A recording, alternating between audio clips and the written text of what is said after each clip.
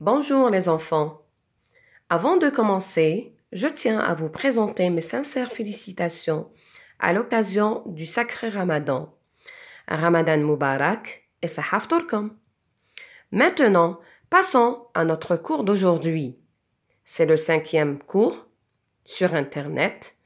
Il sera consacré au vocabulaire ou bien lexique et il s'intitule Mobilier urbain et mobilier personnel. Et pour comprendre de quoi on parle, je vous invite à regarder ces images. Regardez bien ces images, les enfants. Et dites-moi ce que vous voyez.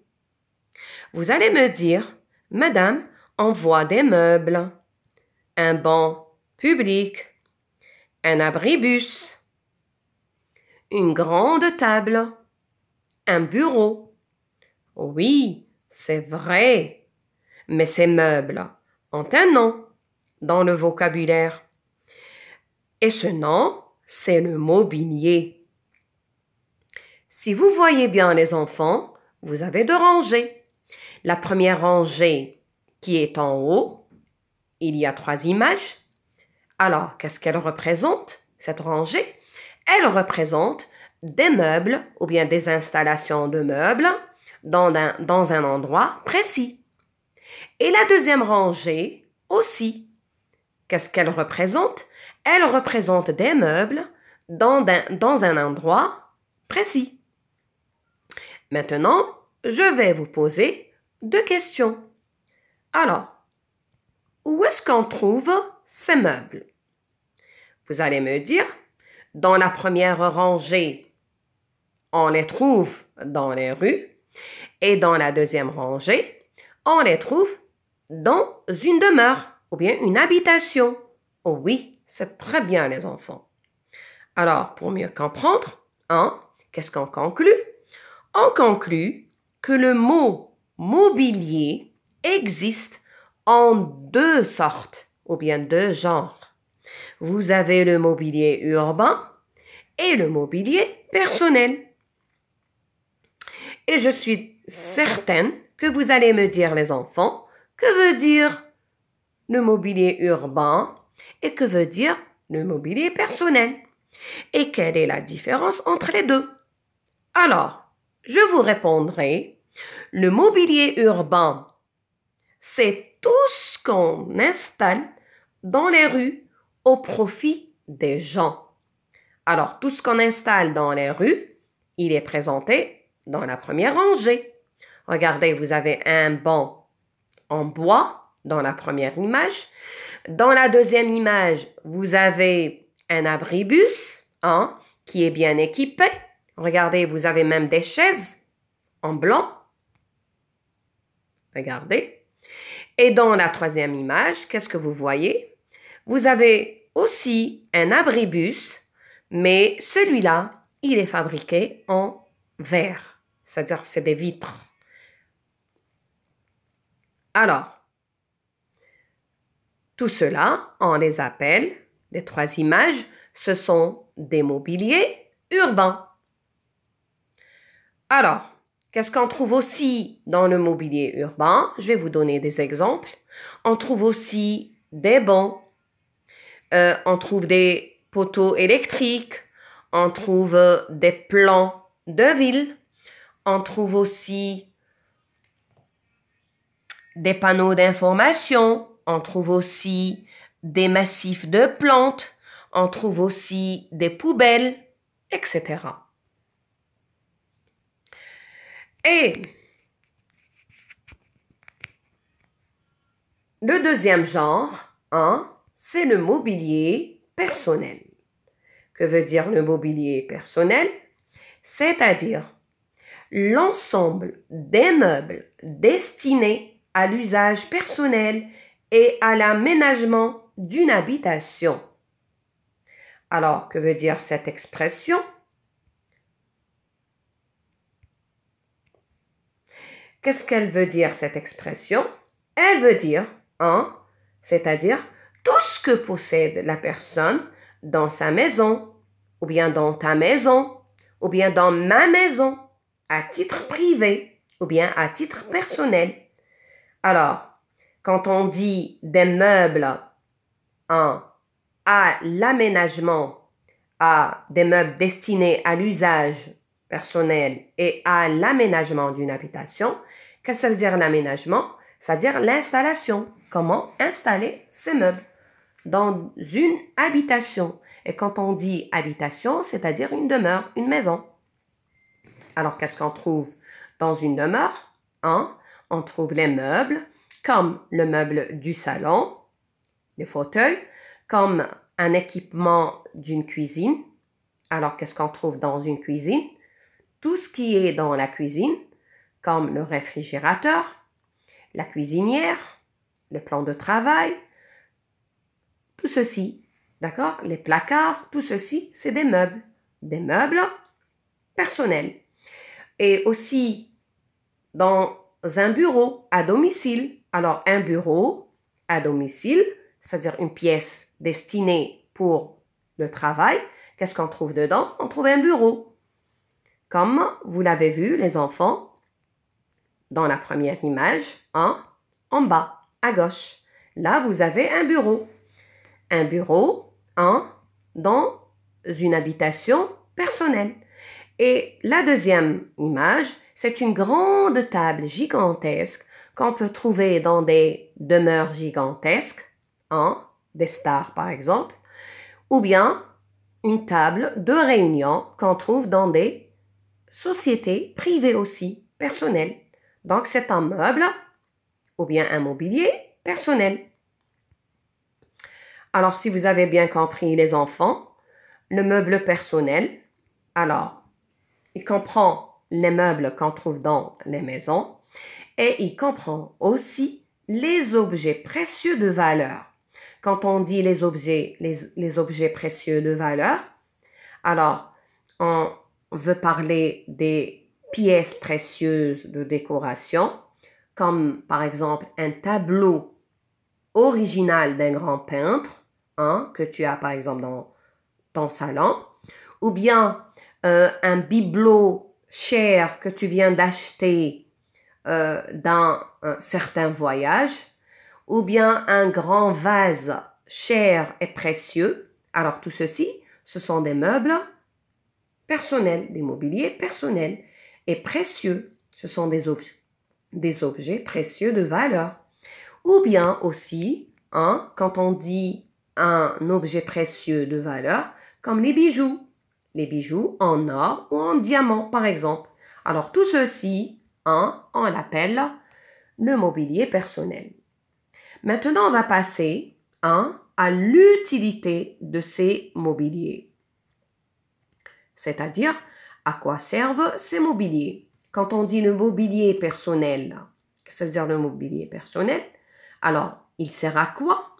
Alors, le mobilier personnel sert à faciliter la vie de la personne en lui offrant tout ce qui l'aide à vivre confortablement. Qu'est-ce que ça veut dire faciliter la vie? C'est-à-dire, elle devient plus facile et elle rend ta vie, le mobilier personnel, rend ta vie facile et confortable. Si je te donne un exemple, je vais dire par exemple, à l'ancienne époque, il n'y avait pas les fauteuils, il n'y avait pas le canapé. Donc, les gens s'asseyaient par terre. Et qui est le plus confortable? S'asseoir par terre ou bien sur un fauteuil? Vous allez me dire sur un fauteuil. Alors, c'est ça, l'expression faciliter la vie. Et quand on dit le mobilier urbain, alors il sert à quoi? Le mobilier urbain sert à améliorer la qualité de vie du citoyen. C'est-à-dire il va faciliter notre vie, pas dans les maisons, mais dans les rues. C'est-à-dire on va améliorer et développer notre vie quotidienne dans les rues. Par exemple, au lieu d'attendre le bus sur la route, aujourd'hui, vous avez un abri bus. C'est-à-dire, vous avez un arrêt de bus qui est protégé avec un toit, pour protéger les gens du soleil ou de la pluie. Et comment on appelle ça? C'est-à-dire on est en train d'améliorer notre qualité de vie. Elle devient une vie meilleure. Et jusque-là, on vient de finir notre cours. Et comme d'habitude, les enfants, on va passer à l'exercice d'entraînement. Et notre exercice, qu'est-ce qu'il nous demande? Il nous demande de classer dans le tableau les mots, ou bien ces mots, on va les classer dans le tableau qui a 2 colonnes, selon le mobilier correspondant. Si le mot indique un mobilier urbain, je dois le mettre dans la colonne du mobilier urbain.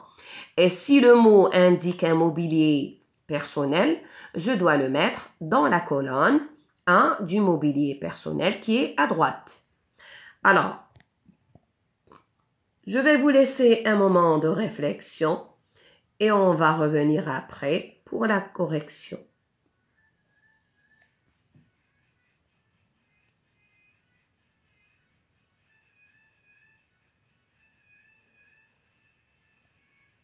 Voici les réponses des enfants.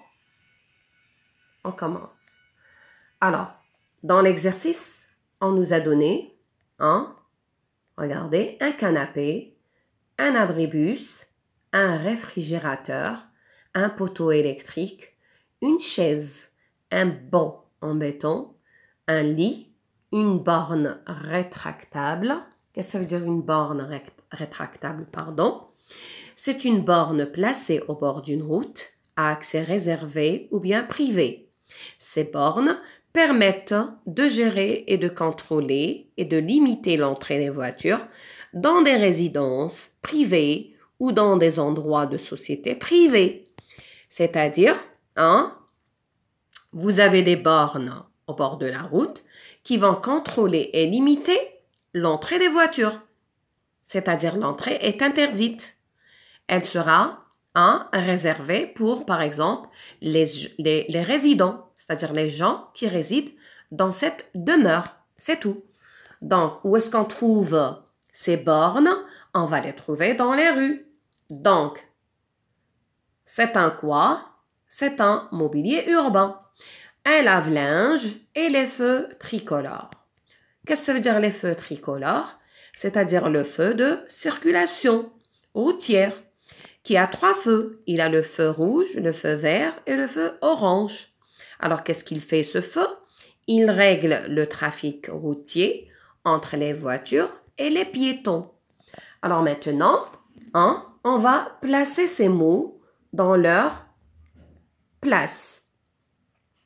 Alors, si je dis un abribus, donc c'est un mobilier urbain, je le mets dans la colonne mobilier urbain.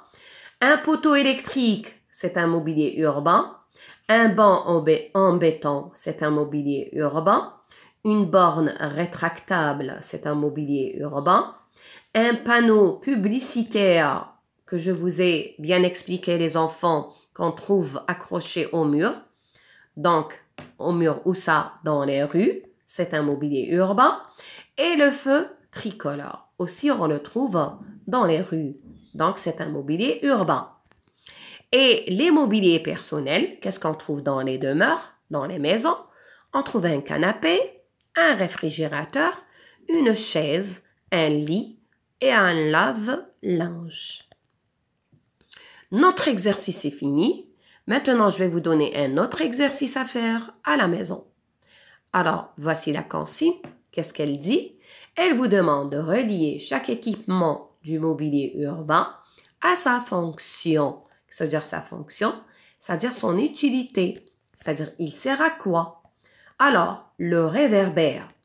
Vous savez très bien, les enfants, que le réverbère, c'est un poteau électrique ou bien un appareil de l'éclairage qu'on trouve dans les rues, sur les trottoirs. Alors, un réverbère, un plan de ville, un banc public, un panneau d'information, des poubelles et des massifs de plantes.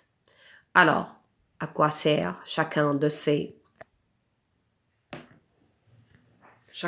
mots? ou bien chacun de ces éléments, alors celui qui sert à s'orienter, celui qui fait respecter l'environnement et celui qui fait ou bien qui sert à se détendre et celui qui décore, celui qui éclaire et celui qui informe. Là, vous devez les enfants relier chaque mobilier urbain à sa fonction. Et pour finir, je vous dis merci de m'avoir suivi. J'espère que je vous ai bien expliqué et à la prochaine séance, Inch'Allah. Au revoir.